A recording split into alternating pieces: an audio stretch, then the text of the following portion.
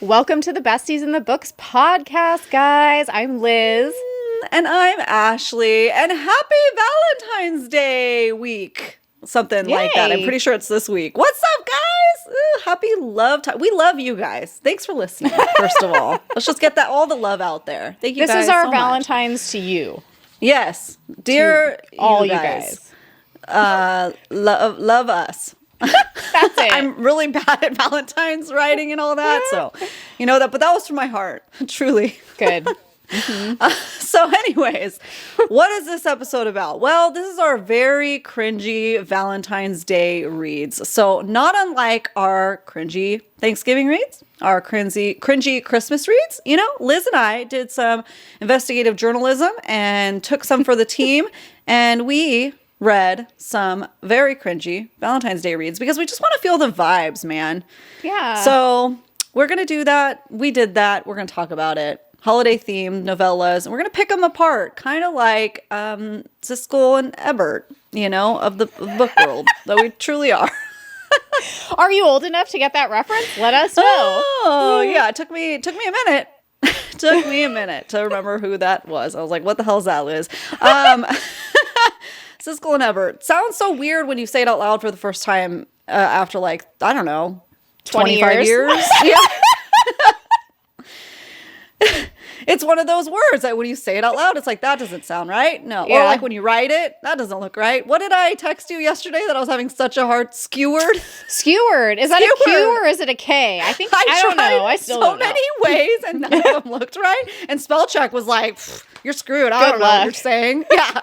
I get so mad when spell check like doesn't even know. And it's only, and then you look it up and it was like one letter off. I know. And they're like, come on, you're on your own with this one, bud. It's like, but the robots are going to take over soon. Give me a break. Oh, yeah. Oh, my gosh. Golly. But anyways, you're welcome to go check out our other cringy holiday episodes anytime you like. It doesn't have to be the holiday. Sometimes you want to pop in a nice little holiday, you know, episode of something or a video or a movie. I don't know. Just to feel something. Yeah. Just to feel something. Those Feel are always alive. there for you. You know, or make a little roundabout when the holiday seasons come back. Or thinking about doing a St. Patrick's Day cringy read. It might be slim pickings. Or not. I don't know. Sometimes it surprises you. Yeah. You know, it's like, you know, I was just saying, like, how do we find these? We literally just type it into Kindle Unlimited. Like, yeah, whatever smut we're looking for, just put the holiday in front of it. So it'll just be like St. Patrick's Day smut, Valentine's Day smut. You'd be surprised. Usually there's a lot of things that pop up, way more than you could ever imagine. And I think that's why, like, one of the reasons why this is so much more fun so much fun. What makes life so beautiful. Type in smut and a word that you want to have adjacent to that, and it's there. And it's there. Wow. What a No beautiful matter what life. your needs are, there's something for everyone out there. So this is what we picked. Okay, so we read Valentine's Day with a Vampire by Tabitha Lovelace. And we read Little Lies and Valentines by Lashell, I think that's how you say her name, Rain. And, you know, full disclaimer, like I gave with the other holiday, I'm like Halloween, holiday episodes, you know, they might be a little bit more explicit just based on their nature. So just proceed with caution, knowing that. I mean, it's not going to be anything like full sack. If you've been here for a while, you know. Yep. That was a little bit more intense than the average. That was our Thanksgiving read. It's been one of my favorites so far, though. I mean, truly, like, I don't shock and know. awe. It's going to be hard to top it. Like, we found some that we actually really enjoyed. Yeah. Like, for real, like, really enjoyed reading. But as far as, like, outrageous, outlandish stories that just we never saw coming, no takes pun the intended, cake. Takes the cake. Yeah. So, yeah, if you want to stick around and find out more about these books, see what we thought about them, if they were good little, you know, Valentine's Day holiday reads, the first 15-ish minutes will be spoiler-free, but then after that, we'll let you know when we get into the spoilers. We're going to share what we liked about them, what we didn't like about them, maybe a few reviews.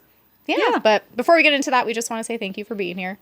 Dude, thank you guys so much for being here. We appreciate it so much. If you want to be participating in these reads ahead of the episodes, we will be always posting them henceforth. I think we did last week because we're pre-filming this.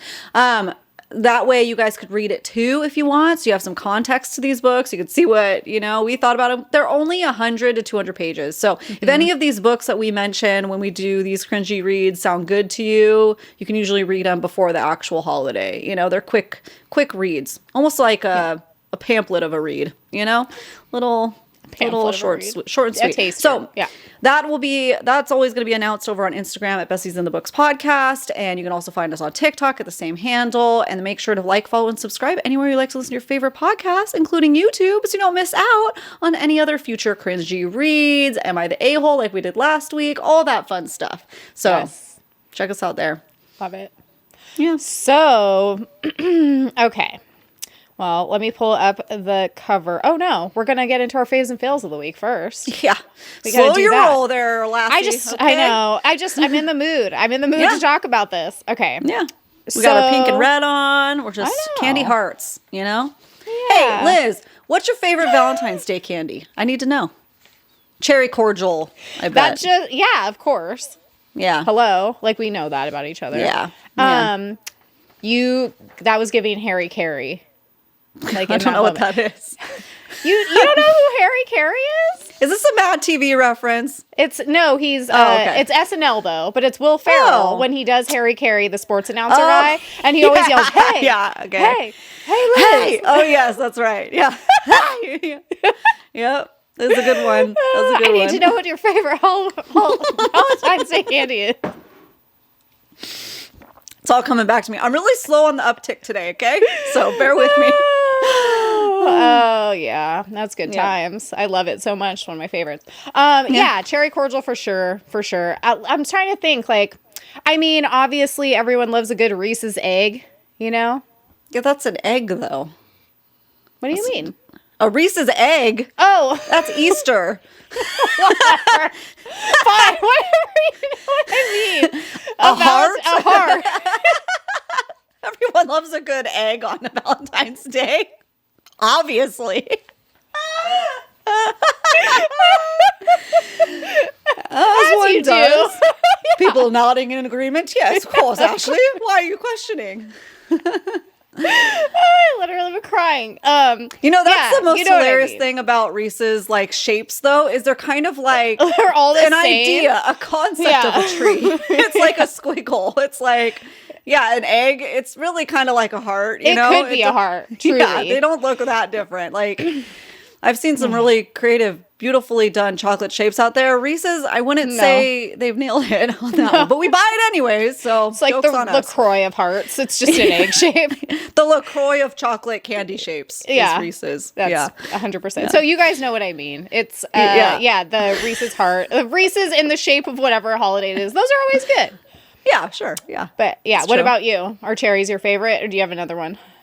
It's kind of Christmassy to me for some reason. Even though I think of it as Valentine's Day, that's when I have them, is at Christmas time. Cherry cordials. Any chocolate truffle. I'm a sucker for dark chocolate truffles. Hey, Liz! How do you feel about candy hearts? Smash or pass? Well, it's complicated. I feel like eating a box of chalk. No, eating, no. But for reading. Reading? What do you do with them as a bookmark? Which one am I going to get? Because they say different stuff on them. Oh, okay. Yeah. Nerd. No, I'm just kidding. But reading. I've never liked eating those things. They're gross. You're right. But sometimes it'd be fun to shake them up and pick one out and give it to my husband or something. You know what I mean? That's funny. You're just such a romantic. You're so sweet. But am I? Because sometimes they have just really weird stuff on there. You know what I mean? They're not all romantic now. Yeah, no, totally. They have really random, strange ones now, and not off-brand, the actual brand ones. Go get a box. And just read them. Do it. Well, I hate touching them. I love them aesthetically. They're so freaking cute. They love are cute. them. Touch them and I die. Okay, so touch her and die vibes. Yeah, they're kind of almost weirdly menthol-y tasting too. Yeah, you know what I mean? A good flavor either. There's nothing other than aesthetics. There's nothing going for them. You know. Mm-hmm. So, but they do a good job. Once a year, they are still in business. So hey, they're doing something right. I know. Looking That's cute. Cool. Good for them. Like, I know there's people out there loving them, and they're just like, stop the heart hate. I don't know. The heart, candy it's heart like hate. it's like the candy corn of Valentine's Day. You know what I mean? It's like you either love it or hate it, you know? 100%. Yeah. Yeah. Good call on that one. But anyways, alas. Dude, we used to get so many too. Back in like elementary days. So many. My daughter, who is now in grade 4, which is actually the 5th year in America. Doesn't make any sense if you think about it. She hasn't brought home candy hearts once in any of her Valentines. They do it every year, but never candy hearts. I loved that. I loved Valentine's Day exchange. That was always a fun time. It was very cute. I liked it. I liked making them, you know, like if you'd have a little, like in class where they get all the crafts out, you know, and you get to make homemade ones. That was always fun. Oh, yeah. Memories. Yeah. So you're not only here for cringy reads, guys. You're here for nostalgia. Don't forget. That's what we're here for. That's what we're your besties. We're talking Always. nostalgia. Tell us what your favorite Valentine's Day memory is. We'll put a little question box up on Instagram. If you're not watching YouTube, the YouTube you can comment. But if you can't comment, you can check out that box on Instagram. Besties the Books podcast. Great. Cool. All right. Let's go. Liz, what's your favorite fail of the week? My favorite fail. My favorite fail. This week was just all fails, but my favorite one. No, I'm just kidding. The least traumatizing fail this week shall be. Okay, so we'll start with the fail because it's like really bothering me, and then we'll end on a fave, which I literally wrote here was such a banger. That's what I wrote. Oh, yeah. You guys, it'll be a throwback for you guys. Also, you'll appreciate it, I think. Okay, so my fail of the week, and it's not really a fail. It's just is what it is. It's just life. So you guys may have seen that Blink-182 and Alkaline Trio announced that they are playing one show for Fire Relief down in LA on the 13th of February. I'm pretty sure it's the 13th of February. Yeah. And that's like a couple days before I get down to LA to visit Ashley, and it's sold out in about not even 0.5 seconds. Which great for them, like that they're doing this. That's amazing. It just, if any of you guys have been around here for a while, you know, Blink-182 and Alkaline Trio are literally my two favorite bands of all time. So when they did temporarily merge and make a Blink-182 Alkaline Trio baby, to me, that was like the best thing of all time. But having them both play a show together in a small venue at that, I think there's like, it's like a 4,000 person venue. Yeah. The Palladium really cool. in LA. Yeah. So that would have been, I mean, I've seen Alkaline Trio in really small venues on multiple times, you know, but I've never seen Blink-182. I think the smallest venue I've ever seen Blink-182 in was, probably, you know, the arena, whichever one's in Bakersfield. Which isn't that small either. Yeah. By concert venue statuses. Yeah. I mean, concert venue like it's pretty, like for an arena, it's small, but it's still an arena. But that's the smallest, so this would have been really cool. So I had to just kind of like absorb the disappointment and move on and be happy that a lot of people are going to get to go and that money is going to go to people who need it. So that's great. And that's really cool of Alkaline Trio and Blink-182 for doing that. But they did only announce it like the day it was going on sale too. So there was no like preparation involved, which I think was almost probably a good thing too, because it kept it like kind of under control, I think. It was like within, I think, 4 hours. Like in 4 hours, these will go. So it helps the fans actually be able to get it. And you sent me a pop-up that they did that said like, due to this excessive amount of scalpers and resellers that we have across the board with books too. We all know how Onyx Storm went. They have limited not only the purchasing, but people can only resell through the app for the cost of their ticket, which That's amazing. Is long overdue. Like, I am sick of this. The reason why concert prices are so high is because the resellers have made it so that they like, oh, well, we might as well make it high anyways. People are willing to pay that, you know? Yeah. So it's like a snake eating its tail. Like, it's just around and around and it grows bigger and bigger and bigger. And it's just, so thank you, Blink and Alkaline Trio, for freaking limiting that a little bit. Yeah. Jeez. And also it's like, I mean, I get that they're like famous, but that's not like the punk rock vibe. Like, that's not what punk rock's about. Like, keeping your music away from your fans because they can't afford your tickets. So yeah, and you know what? People have been saying that. I remember last year about Blink-182 because this will be their second year touring again. And it sounds like they're listening a little bit as much as they can control, because I know some of it is out of control because they're so big. But so that's good. Good on them. Yeah. Because they could easily rake it in, you know? I mean, I know I don't know how much of the proceeds is going to LA Fires. Probably all of it. But I would hope so. I think that they said they were going to donate at least $500,000 or something like that. Yeah. So obviously that's more than just the show, but that's cool. I knew it was going to be crazy because my husband was trying to get the other LA Fire one that they're doing. It's already done, but he logged in. Amateur. He wanted to get them, and so he logged in right like a minute before. I usually start like an hour before, you know. Yeah. And Just you never keep know. hitting Sometimes refresh. sometimes it's a lottery system, so it's random. Sometimes it is based on when you arrived at the website, so you don't know.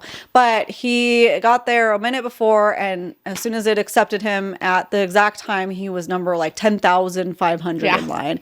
And he's calling me. He's like, "So there's a chance." I was like, "Honey, there's no chance of that happening." So because you don't know how many people, how many tickets each person can get. He doesn't even know the prices yet. You know, it's like, it's odd. So he actually did finally get through, but it was like $15,000 a ticket.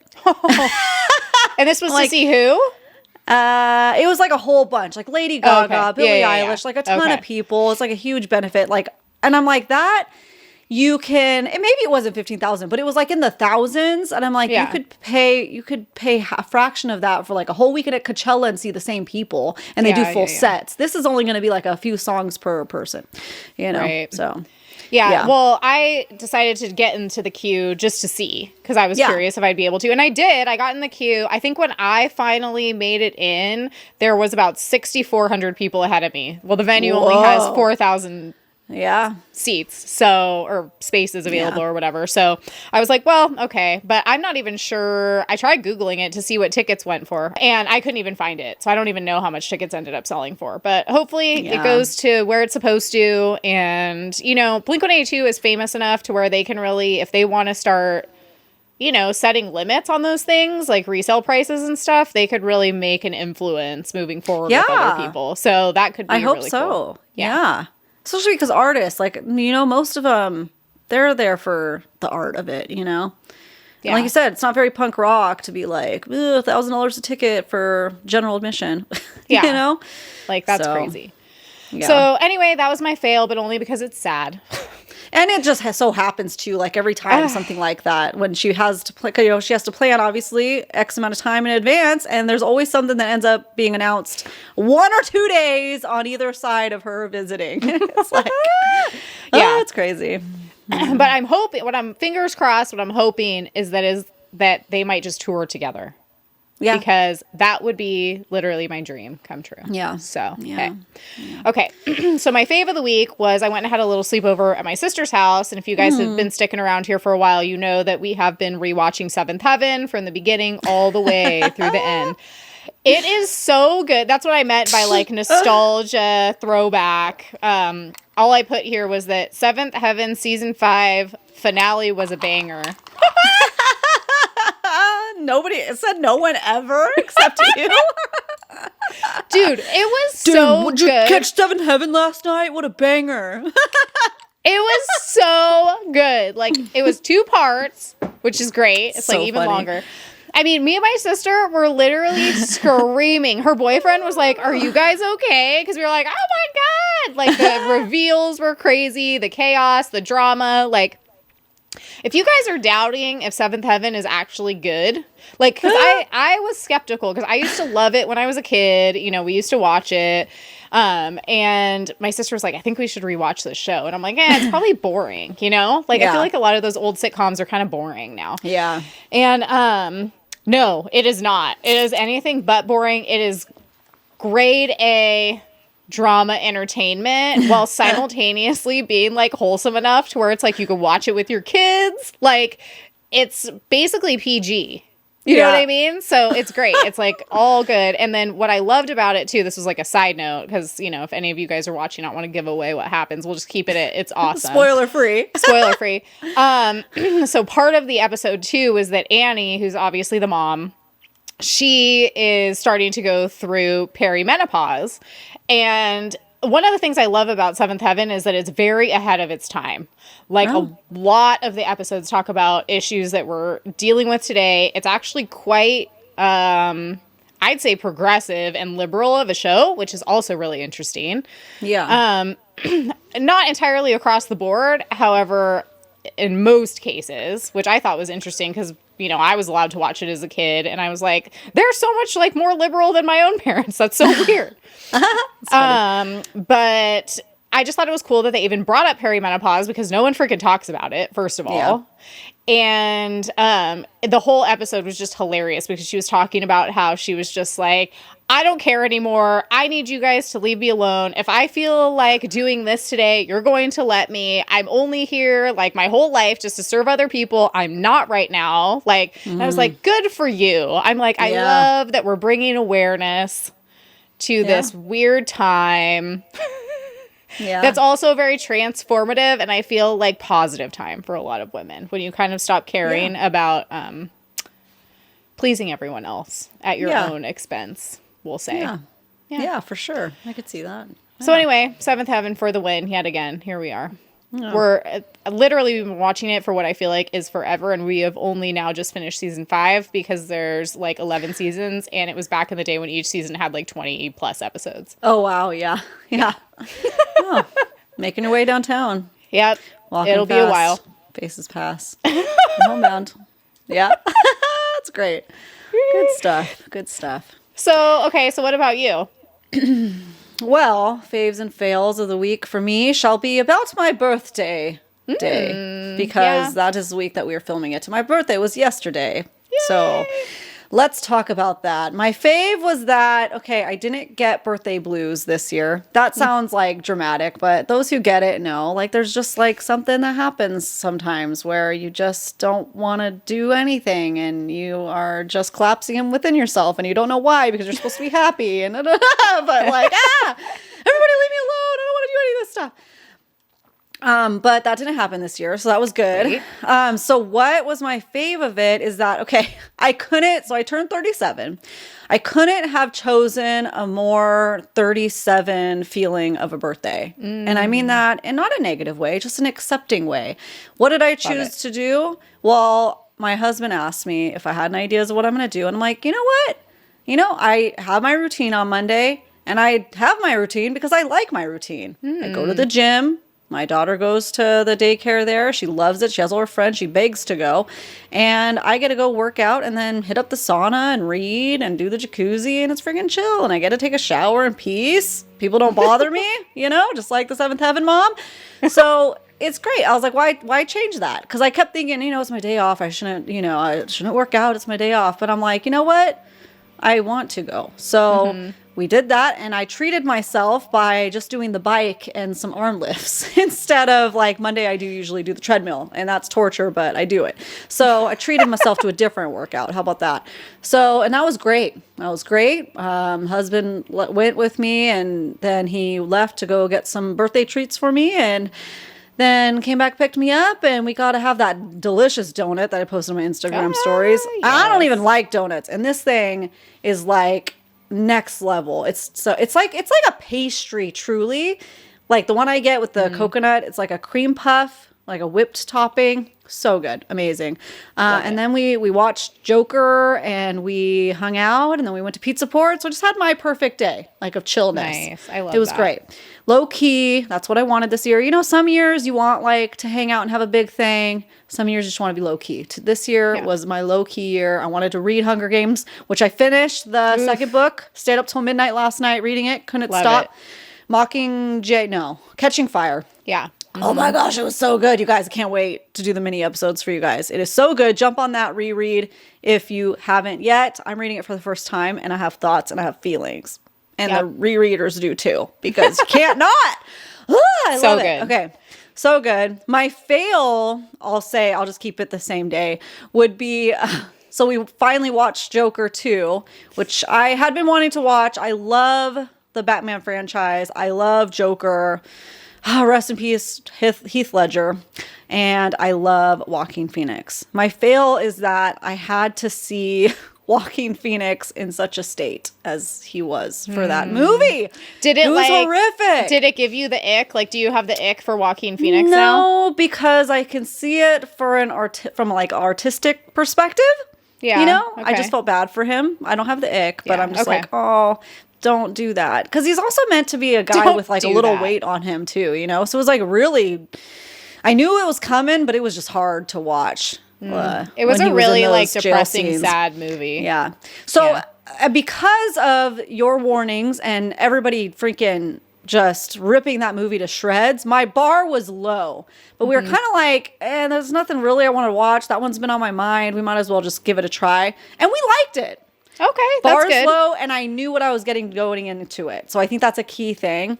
I don't know how they could have educated people. That sounds weird. Like advertised it differently to help people get into it like better, because I actually do like it, and I don't feel like the vibes were that different from the first one. It is depressing, but to me the first one was super depressing. Yeah, it's totally. really sad. There's a lot of horrific scenes. Obviously the musical element threw people off. Yeah, that's but to me, I still don't consider it a musical because you have to know that, and you know this, but I mean, the people out there that haven't watched it yet, or maybe you didn't watch it, you have to know it's a part of their mental like health, what they're going through, and that transformation. It's telling a story, it's a purpose, and it's not meant to be like, it's not real, like, you know. Well, so it's literally about a shared delusion. Like that's what the title means. So like, I feel like if people understood that about it going into it, then possibly they would like it more. However, like, I don't know, my 2 cents on it, I was curious to hear what you thought about it because I know you're really into those movies. Yeah. Like, my 2 cents on it was that I thought the story was important as far as like a lot of the issues that it brings up about mental health, the prison industrial complex, like a lot of those types of things, you know, which I think art obviously is, that's what makes art so important. Yeah. Is that, you know, we can talk about things that are very real through this art. I also love Lady Gaga. I think she's incredibly talented. I really like what she did. I just felt like it was really disjointed at times. And so even being someone who, you know, liked the story for what it was, liked Lady Gaga a lot. I feel kind of no way in particular about Joaquin Phoenix, kind of just like neutral in my book. Yeah. But I do like the story of the Joker and Batman and everything too. Like even coming from that perspective, I love, you know, call it a musical or not, I like musicals or movies with music in them, whatever. It still really threw me. I was still kind of like, I don't know about this. Like, it just seemed very, like, all over the place. If I didn't know that going into it, I would have had the exact same feelings. So what I think because artistically, I loved it, but my biggest critique is that I understand why they did the singing scenes. It could have been cut down to like a quarter for each singing moment. Like that went on and on each musical number, you know, if you will, like each musical dream sequence, whatever you want to call it, because it was just too long. It was too long. And I think they would have gotten a lot better. They would have done a lot better with the audience if they just trimmed some of that fat down a little bit, you know? It could have been a half an hour shorter, the entire movie, and it would have had a bigger impact because you're not freaking giving people whiplash every time you're going back into the actual real situation. And like, I had to point out stuff to my husband, like how, I don't want this to be spoilery, but it's just something to notice, like how he's progressively becoming like Joker with each musical number, because the musical numbers are going on for so long, he didn't even catch that, you know? It's like, oh, well, he wasn't wearing that before. You know what I mean? So I had this fun fact about it. I thought it was interesting that the first Joker that Joaquin Phoenix did was up for 11 Oscar nominations. Okay. He won Best Actor in a lead role. So that's huge, right? Because obviously, as one does when they're watching movies, you're looking up, what else has that person been in? Oh, what awards did they get? You know, especially when there's a 10-minute singing number. So I was like, wow, that's crazy, because we were talking about like how much his body went through to get to that freaking point. And like, is he trying to get an Oscar? No, he's already had an Oscar. Okay, he has to follow up this big movie. And then the Joker too, do you know how many nominations they got for Oscars? Probably none or one or something. None. So Lost in Translation, that was something that needed to be like, do it as an extended edition, like director's cut, later on. Or like, do they not do, like with a movie like that, I feel like since it's not full musical. Yeah. Right. And it didn't get in the musical category, Yeah. It's like, maybe just show it to like a few test groups and like see if the average Joe. Yeah. Can who's going to watch understand what this it. is Like about. who's going to be into the Joker franchise, especially. Like, that's the audience that helps propel it into a success, Yeah. This isn't like a Sundance Film Festival movie. This is like a huge, So it's like a blockbuster level. Like, exactly. It was super hyped and we're excited. And I love Lady Gaga. I think she's great. But it was it was I feel like the unfortunate. talent was there, like the aesthetics were there, the writing was there, everything was, but it was too abstract, I think, for an average person just going to the movies to like pick up on everything. And you would think like with Oscars and stuff that they eat that stuff up because they do. Some weird stuff wins and still it didn't. Nothing. They're hit. Like, nope. It was too much, too much singing for not a singing movie. So. I would be curious, like, how often sequels do that well, though, compared to the original. I get that. However, when it comes to like superhero movies, they're fine. They'll live forever. They're all sequels. They're all sequels, and they all do great most of the time. So unless you're like Spider-Man or the Hulk that they keep replacing. I mean, they've had to replace the Joker, so that's different. But alas. Okay, well, since we've done this whole episode on stuff not related to these books, should we get into our cringy reads? Let's get into Valentine's it, Day reads. Let's do it. Let's start with Valentine's Day with a Vampire.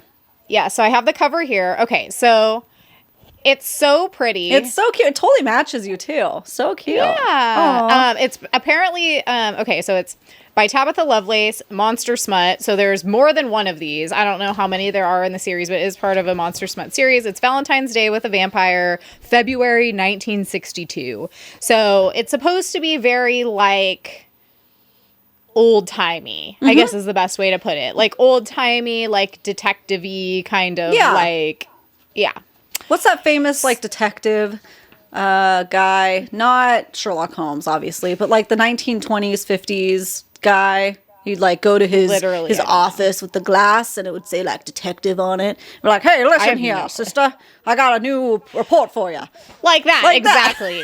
Yeah. I have no idea who that specific person is, but that's how I like heard a lot of it in my ears. It's not Roger Rabbit, but like almost that guy. Yeah, like kind of those vibes. Totally. Yeah, I got that too. Mm-hmm. Like Roger Rabbit, Jessica Rabbit vibes. Yeah. Yeah. Okay, so why don't we just kick it off with a spoiler-free one-sentence review, and then we'll give our spice rating as well of Valentine's Day with a Vampire. Okay. Our first Valentine's novella. You want to go first? You want me to go first? Sure. I'll go first.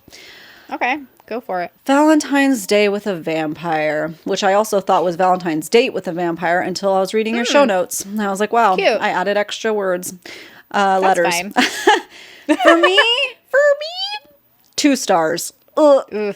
The book was too disjointed.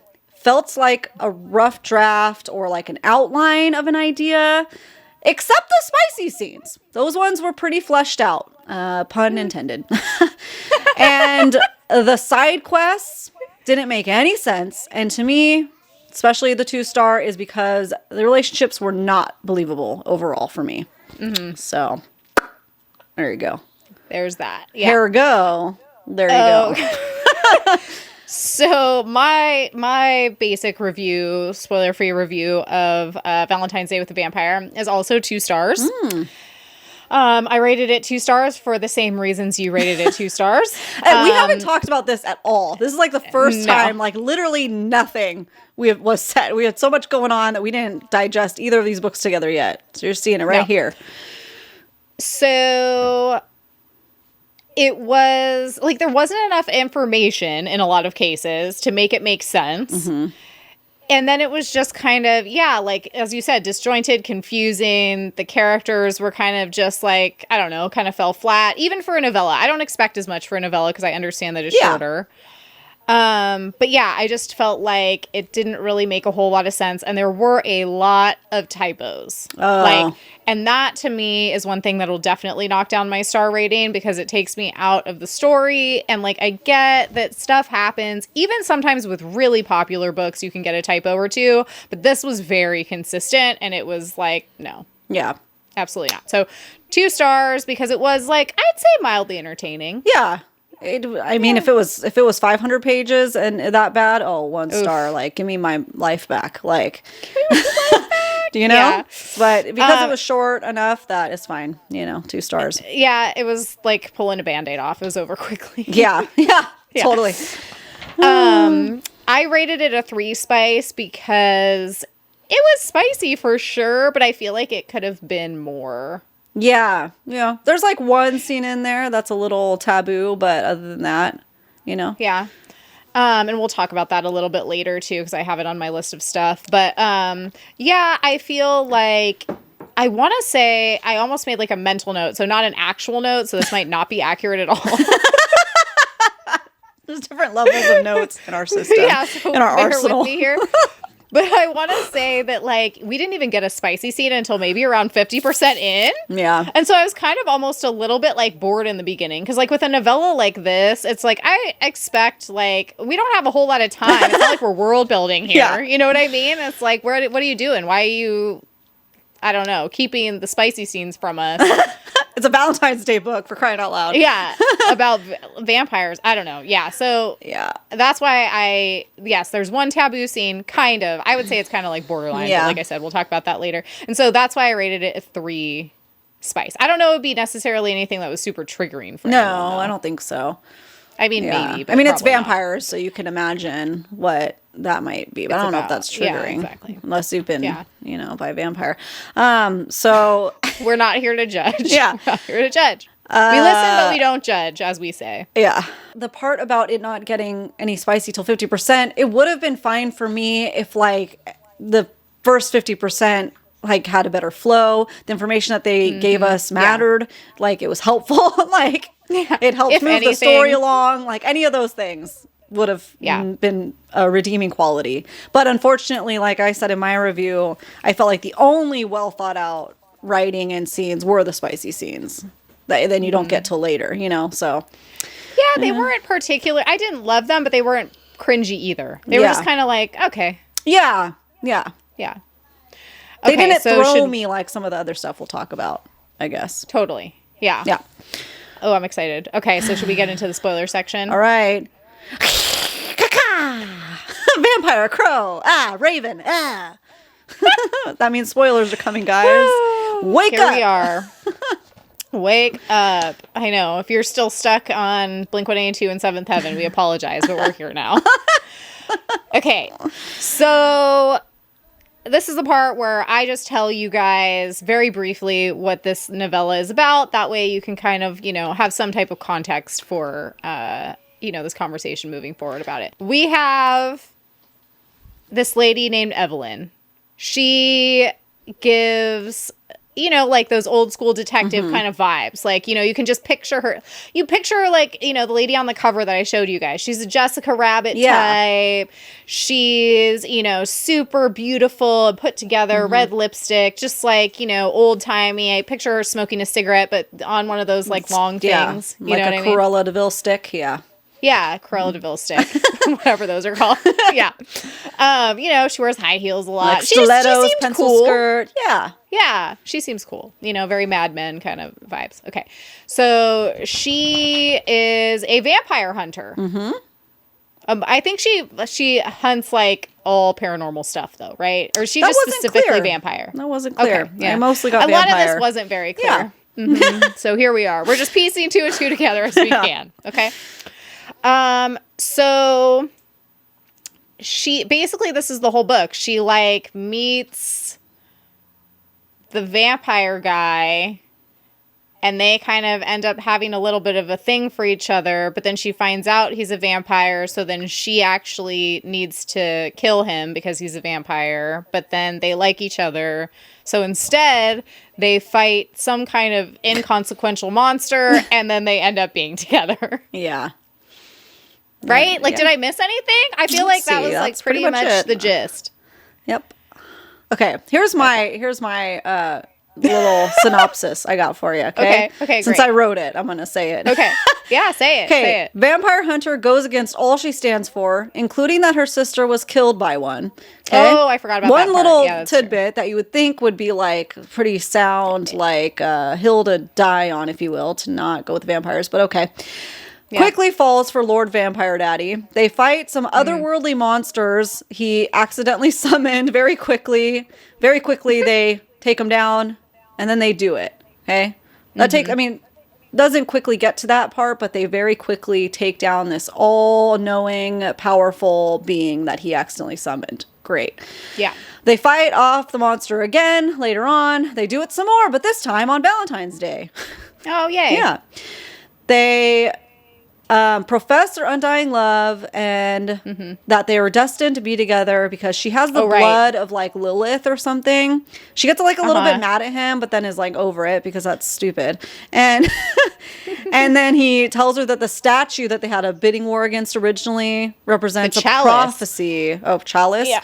Prophecy of them that they're supposed to be together to defeat this evil entity that he accidentally summons with it.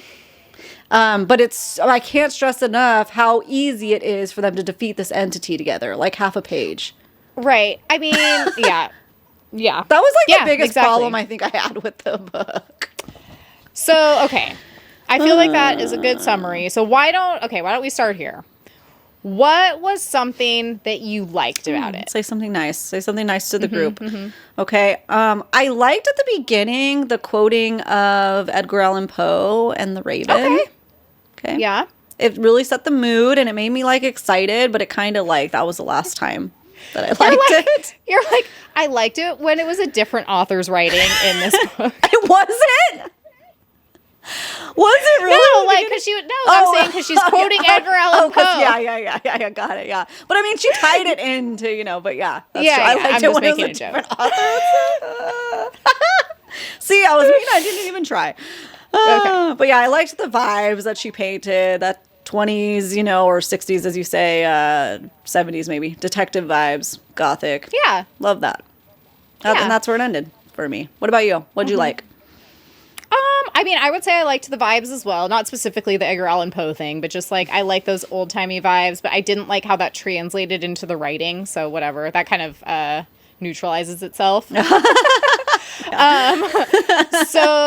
what I put, and this is why I said we'll talk about it a little bit later, was so the one kind of maybe you could say somewhat taboo part of this book would have been the blood play during their sexy times, during spicy scenes. So that's what I liked because I feel like, even in vampire books, sometimes you don't really get that to like the full extent that it could be. And so I feel like it was like a fun, spicy time. Yeah. So that was my favorite part. Yeah, for sure. Yeah, I appreciated that. So I'd say, I don't know that I would find it particularly triggering because it wasn't like violent at all. It was just kind of like a good time was had by everyone involved. Yeah. Yeah. There you go. So there we go. We found something that we liked. A couple things. Yeah. So that's great. Okay. So what was like the thing that you like hated the most though? I hated the side quest with this like all-powerful entity that they killed in like a second or banished.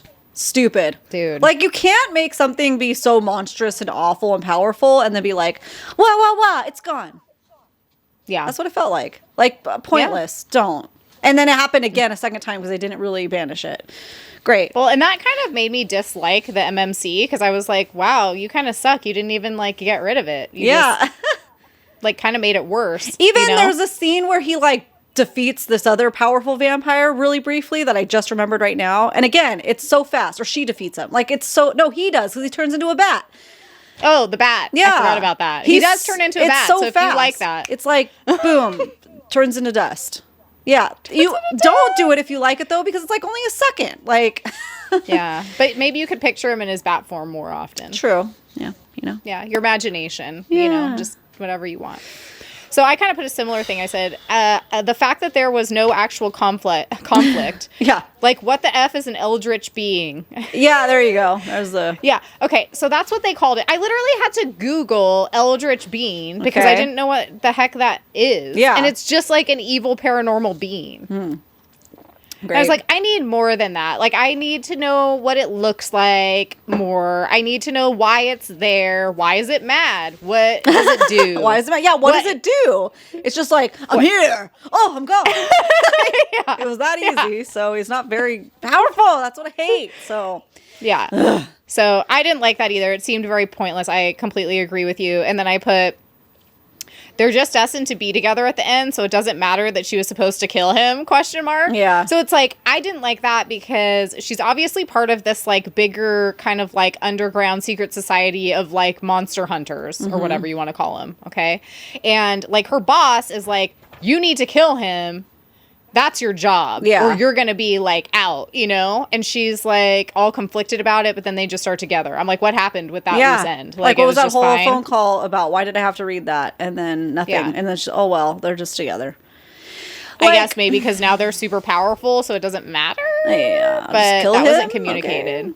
Well, it's like, and we've read enough novellas in our day that it's no excuse. You could fit, like, nobody's telling you have to stop at 102 pages or whatever it was. Like, you could fit. Yeah. Also, some of those were double spaced, you know? The spacing on the ebook was weird. Yeah, you know, I agree. so like nobody's giving you, maybe they are, but I'm allowing you to just give me 10 more pages to like build up some of that. That's all it needs. Or else it's pointless. So, yeah. Or just write smut. Like, you don't have to include a fantasy element that's that in depth. You could just give us good smut writing the whole way through. We don't have to have more of a backstory because sometimes that's fine. Yeah. You know what I mean? It would have gotten like probably another star if it just took out the side quests for me. Yeah, totally. Yeah. Totally. Yeah. Okay, so how was the plot versus smut ratio in your opinion? Yeah. Plot needed more. That's all. That's all I say about that. What about you? I felt like it needed more on both counts. Like, I could have used more plot. Here's the thing. It's like, if you're going to have this kind of balance where you're trying to have, like, an actual story and then the smut going on, too, I need more of both. Yeah. I need the story to be more fleshed out, and then I need the smut to be more frequent than it was. I don't want to wait till 50% in a novella that's supposed to be spicy. Like, no. Yeah. You know, if you don't want to flesh out all of these, like, world-building magic situations, that's fine, but then you have to up the spiciness. Otherwise, what's the point? Yeah. Literally. Yeah. So, I forgot to put this question on here. I thought I did. That's so weird. But here we are. So, did you feel like it was, like, Valentine's-y enough? No. Yeah. What about you? Yeah, I didn't either. I felt like it was just kind of like one of those where it just conveniently takes place on Valentine's Day. And, like, for some reason, I don't know, vampire-y stuff can be kind of Valentine's-y to me. Yeah. But, like, it just wasn't enough. No. It was like a happenstance, felt like. Oh, and we're killing this being, and look at, they go to his apartment, and then it's, like, covered in roses and Valentine's Day. And that was it. That was only Valentine's aspect of it. Like, it could have just as easily, like, been subbed in for, like, Valentine, or for, like, Halloween, or, like, totally. anything, you know? Yeah. So, no, it wasn't Valentine's Day enough. To be a book titled that, I thought their first date was going to be on Valentine's Day. And that wasn't. Yeah. That was, like, second, I guess. I don't know, later on. So. Yeah, I didn't like that. Yeah, it wasn't Valentine's Day enough for me either. I just looked up some reviews on Goodreads. There weren't very many. There was only 61 ratings. It gets an average of 4.18 stars. Majority of reviews are 5-star or 4-star. So we're just going to talk about what people liked about it, because I feel like that would be fair to do in this case. People really, like, some people were saying it gives, like, Buffy the Vampire Slayer vibes. So they liked that. Yeah. I was like, okay, I could see that. I could see how the author wanted that. Yeah. You know? Yep. Yeah. What else did they say? there was a good one here that I'm losing it now. They said it was kind of just very like film noir kind of like status, and they liked that, and I could see that too. Mm-hmm. It's like I almost would want like recommendations of books that were like longer and did that well, because I feel like I would probably enjoy it. Yeah, you know, be a fun little like break from what we usually read.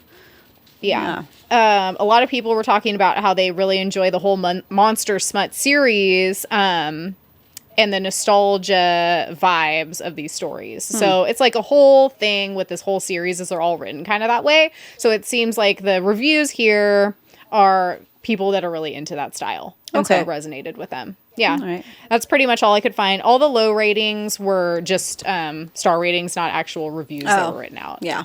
Yeah. Yep. All right. So, do you have anything else left to say about Valentine's Day with a Vampire? I do not. What about you? Nope. I think that pretty much wraps that up. All right. Bye. Goodbye. Okay, let me pull up the next one. I have it here on my iPad. I want to show you guys the cover. Okay, so the other book that we read was called Little Lies and Valentines, a dark stalker romance by Lashell Rain. Oh, hey, look. It has the little conversation hearts that we were talking about on the cover. So cute. Yeah. Yeah. Very cute cover. Very cute cover. And so why don't we share our little star and spice rating and just brief reviews real quick? All right. Why don't you go first? I went first on the last books. So book, whatever. Okay. I rated this book 4 stars. Ooh. Yeah. We got a winner. Ding, yeah. Ding. About a 3 spice, I think, was good for this one too. My just like really brief review would be, you know, it had everything that I like to see in a novella that is holiday themed. So I felt like it was Valentine's Day-y enough for me. I felt like for a stalker romance, it was dark, but also fun. I liked the characters. Was it like, you know, it didn't get 5 stars. It wasn't like, you know, my most phenomenal read I've ever read in my life, but it entertained me. Yeah. So there we go. And I liked it. Yeah. Yeah. What about you? So I do this thing where if it's not something I usually read, I'll give you 2 different ratings. The book as it is of what it is a 4-star. Yeah. It's good. It does a good job for a novella. For me personally, you know, it's just a 3-star just because I'm like, oh, it's fine, you know, whatever. So, and then like, it's not necessarily content that you like or super into. Whereas like me, it is exactly what I like. Yeah. And it was like, it was okay. There's some things I saw that could have been better, you know, but you know, hey, whatever. It was just a time. It was fine. It was a fine time. It was okay. It was good. Yeah. It was average. Yeah. So, do you want to tell us a little bit about what it was about? Well, good luck, because I read this a month ago. No. So, okay. Girl. Why don't I always start it like that? Let me see. What was her name? I'm going to try to remember here. Alex was the guy's name. Abby was the girl's name. Yeah, so Abby. We start off with Alex, and it's very Dexter vibes. He is... Yes. Oh, wait. Hang on. Caca! Ah, get out of here. Spoilers. I mean, we've been in spoiler sections. Oh, true. Okay. New spoilers. So anyways, Alex is Dexter vibes. He is a serial killer for bad people. Okay. He's like a lawyer of some sort or something. So he sees he's a bailiff. Okay. So he sees the justice system is failing and he takes matters into his own hands. And as he's leaving a job, if you will, he sees Abby running away crying. He follows her, begins stalking her, sees something's going on. We find out that she's hiding from an abusive ex that has been really bad news bears. And she's working at this coffee shop that like a family friend got her a job at to kind of hide out. And she lives there too. So he stalks her. Yeah, she lives like in the apartment upstairs. Yeah, he stalks her and starts sending her flowers like a secret admirer. So that's why it was very Valentine's Day, because you got the secret admirer aspect, the roses. I did like that a lot in the coffee like she talks a lot about loving Valentine's Day and wishing that, you know, it was very cute, like decorating for it and like people coming in, like the couples, like even though she has this ex who is super abusive. So the whole thing is she's hiding from him because he's getting out of jail soon. Yeah. Mm-hmm. And he's always been able to track her down and find her. So she's trying to like start her life over again. Mm-hmm. Yeah. But she still isn't like jaded about love. She talks about how much she loves seeing all the couples coming in and stuff. Yeah. And then, so he eventually starts dating her as himself. So, but she doesn't know, obviously. So that was, I felt like that, like we don't get to really hear about their dates together other than the spicy scenes, you know? So we didn't really get much context with that. That's where I felt like it could have gotten built up a little bit. See, I really liked that because I felt like we got to see Alex's different kind of sides of him. Like obviously because she doesn't realize, she thinks she's dating essentially two different people. Yeah. She thinks she has her secret admirer who she's into, even though she knows that he's a stalker basically. And she's writing him back and they're corresponding in a way. So it's like at this point it's all consensual because she is talking to, he's like a stalker pen pal. Who's really sweet to her and sends her flowers and whatnot. And then she meets Alex in real life, who now she's dating him also. So she's kind of conflicted. Like, I'm going to have to choose one of these guys. Yeah.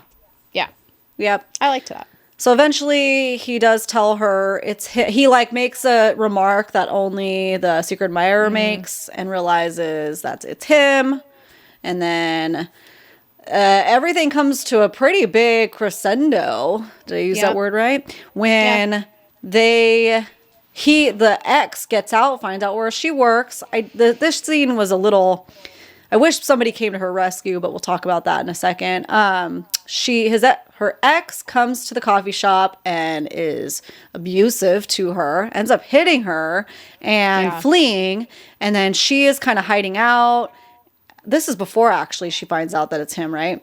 But this is like a big moment. I can't remember. So she's like kind of hiding out, kind of like trying to gather herself. He comes to help her. And then I can't remember what happens how did they get the guy? Does Alex go and stalk the guy down? He does, right? Yeah. He like goes and basically is like, you know. Oh, in the middle of the night, right? He gets him. He like captures him. He like intimidates him, captures him, and then takes him and puts him in the basement. Like, was it below the coffee shop or like, I don't know, somewhere. Or his house, basement of somewhere. Yeah, to where she's sleeping. So he's like, I got a little present for you. Yeah, Valentine's Day present. Because he doesn't want to take that away from her if she needs that closure, if you will. Yeah. And gives her the opportunity to end him once and for all. And she ends up taking it. And then they bury him. Live happily ever after. Yeah. Exactly. I liked it. Yep. I liked it. Yeah. So, okay. So what was something that you really liked about this book or like your favorite thing about it? Oh, you go first. Because I went first last time, so you go first this time. I literally said I liked everything about it. But no, if I had to choose one thing, I liked how deranged the MMC was. Because he's like the sweetest guy who I mean, Dexter's the perfect comparison. Yeah. The sweetest, nicest guy, you know, but he just has this dark side to him, but he only, you know, like takes it out on people who deserve it. So... Yeah. I don't know, you know. I never finished You. I think I only watched the first season, but it's almost like that quiet guy of You mixed with Dexter. Like those two together is this guy. Those are the vibes I got. Yeah. Because you get the stalker aspect and she's mine, but then, you know, taking the bad people out. Yeah. So that's what I liked the most about it was just, I thought that his character was written really well in a way that I liked him as the secret admirer and I liked him as the in real life guy, you know? Yeah. For me, I liked that the stalker was also dating her because like it just got another layer of consent, you know, and that she was writing the pen pal back and she didn't feel fear from it, you know, especially coming off of an abusive relationship. Yeah, totally. Because then when she found out that they were the same person, I feel like she was a little bit jarred by it, but she wasn't like completely like, oh my gosh, you know what I mean? Like that's terrible. She was almost, I think, like relieved when she digested it because she didn't have to choose between the two because they were the same person. Yeah. And then there's that element of trust, like, you know, and it's not like some random, you know, person. Yeah. That could be a creep. I mean, he's still a serial killer, but it is what it is. So, yeah, what was the thing that you hated the most about this book, if anything? You have to pick something. Yeah, no, so I didn't like how at the end when he presented her with her ex to, we'll say, get rid of him in a violent way, she just went for it because that seemed really odd to me. Yeah. I was like, that's out of her character. It didn't seem believable. That would be like if just any old person on the street, like I'd be like, whoa, this is crazy. Like he's obviously like a bad guy. He deserves to be in prison for sure. But like, I don't know that I'm qualified to do whatever is happening here, you know? Qualified. Well, like she doesn't know about his like side job, his side hustle. Right. So it's not like she's had to like think about, well, would I? Mm-hmm. It's like, what? You want me to what? This is contemporary times. This isn't freaking medieval times when you're going to get into a sword duel. This is like intense. Yeah. So I didn't think that was super believable, but you know, because I enjoyed the book, I let it slide. Yeah, I was like, okay. I understand the symbolism of it, but yeah, it was a little bit, especially how like sweet she was painted and kind-hearted and into like, romance and Valentine's Day and yeah, interesting finish there. Yeah. What about you? For me, I feel like I could have just gotten a few more pages added for a little bit more character development, but not a lot, not as much as the other book, just a little bit more. I also didn't like the title. This is nitpicking, but The Little Lies, like other than the MMC, like I guess I get pissed off when the title doesn't make any sense to the book. Other than the MMC being the secret admirer, like what other little lies were there? You know, I was expecting like this little do-do-do, but I'm like, okay, it's dumb.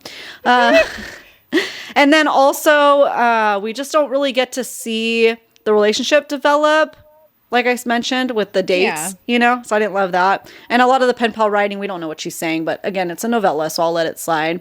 And then it's hard to like get on board with her character going from being supportive of her going from one toxic relationship to a serial killer, you know, and be like happy for her. So that just, those kind of things like remove me from the situation a little bit, but alas, it's fantasy. So, hey. Yeah.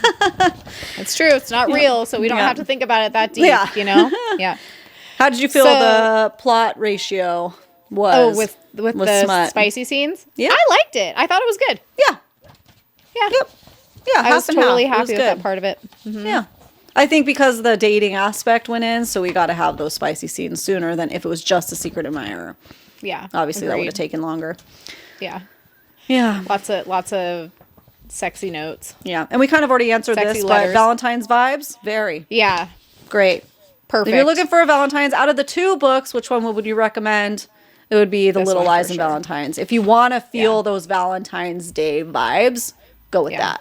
Yeah. It gave me the same vibes as like when I went down that like dark Christmas novella rabbit hole. It made me want to do that with Valentine's Day also. I just need to find more books that are like this, you know, because that's more of my vibe. Yeah, exactly.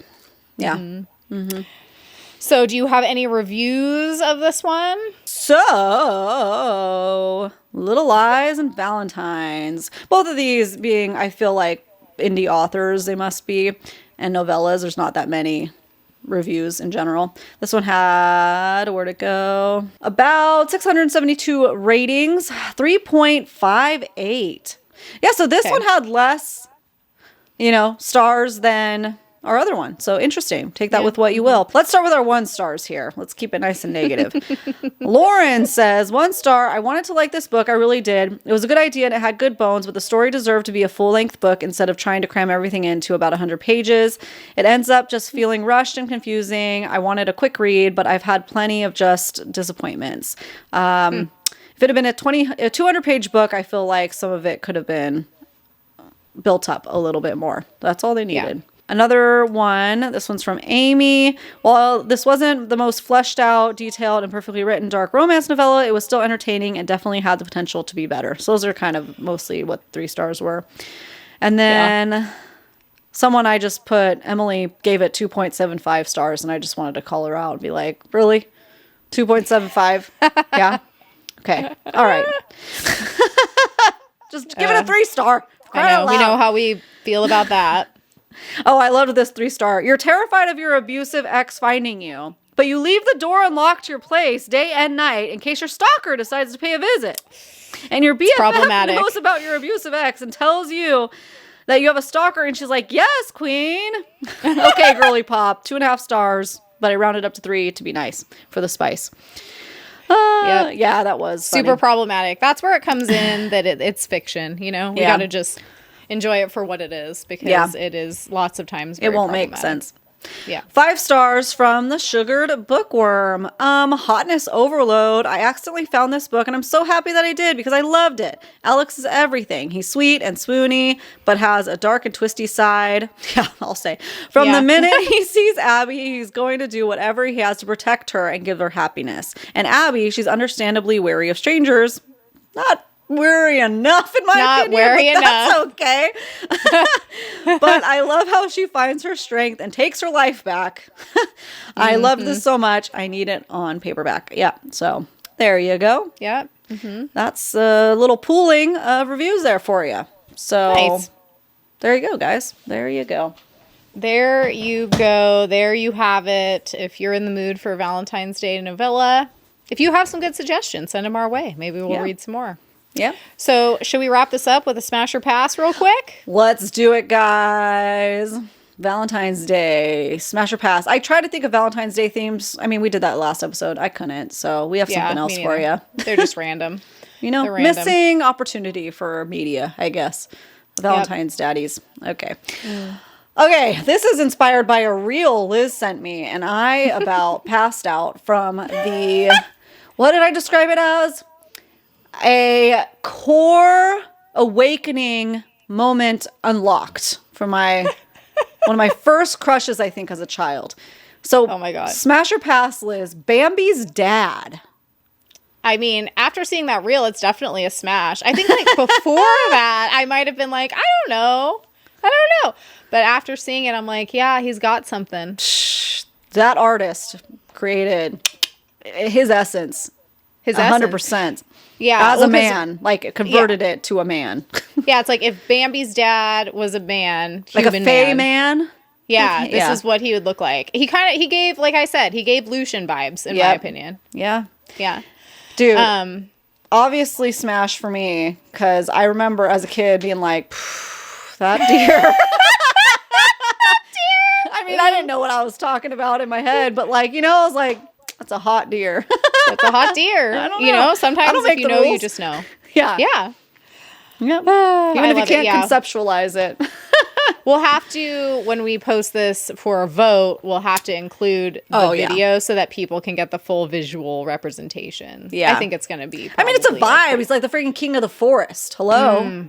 Mm-hmm. He's like, I mean, he did abandon his child, so I don't like that. But we don't know. What have we learned? There's always an alternative story point of view. Ooh. Maybe there's part of that story we do not know. Maybe that's a villain story we have not read. Disney, hire us.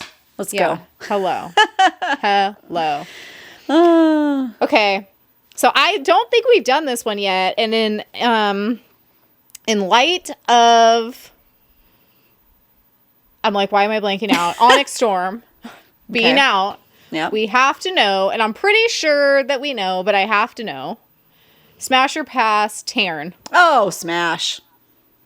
We haven't done that? I don't think so. Well, that's... Maybe it's because it's so obvious.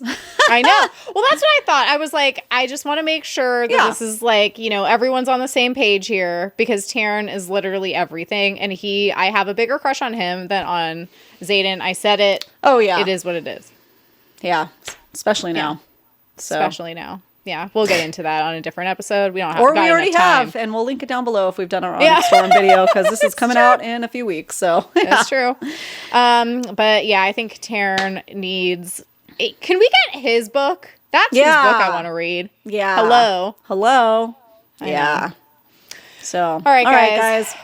Jinx. Thank you guys so much for popping in for another Valentine's Day episode. We appreciate it so much. Make sure to like, follow, and subscribe anywhere you like to listen to your favorite podcasts, including YouTube. And you can also check us out over on Instagram and TikTok at Besties in the Books Podcast, where we will be putting our Smash or Pass polls up this weekend. And you can vote too for Bambi's dad and Taryn, all the things. And Yep. candy hearts, quite frankly, because I want to know There we who's go. smashing and who's passing, you know? Yeah. All right. You guys? All right. We'll Thanks, see ya guys. See you next Tuesday. Bye. Bye.